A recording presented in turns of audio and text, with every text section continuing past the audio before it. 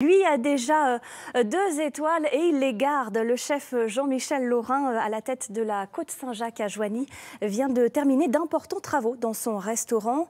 Un nouveau décor qui entraînera d'autres changements. L'établissement est progressivement transmis à la nouvelle génération. Baziz Djaouti, Audrey Champigny.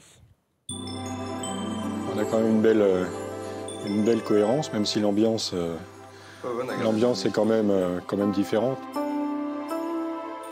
Du mobilier au plafond, Jean-Michel Laurin a tout changé dans les salles de son restaurant. Mais après 6 semaines de travaux, le chef doublement étoilé de la Côte Saint-Jacques a gardé l'essentiel, la chaleur et l'esprit familial de la maison. Il dit ne pas courir après les distinctions.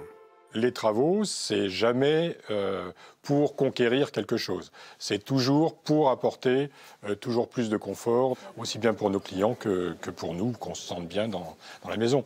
Et donc voilà, après, les étoiles, elles viennent si elles doivent venir. Oubliez les nappes, les nouvelles tables sont en bois de noyer venues de Tonnerre et ne se cachent plus.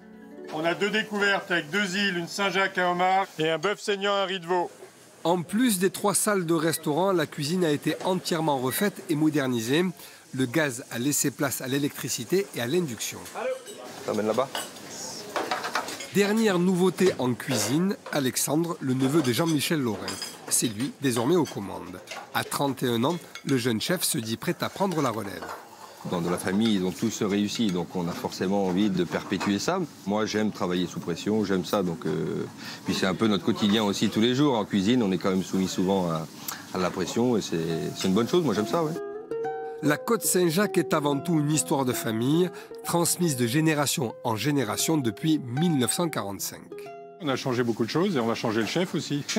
C'est à lui d'exprimer sa cuisine, ses idées, voilà, et d'imprimer sa marque sur cette maison.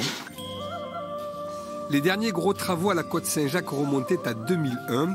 Pour moderniser son restaurant, l'établissement a investi cette fois-ci pas moins d'1 million d'euros.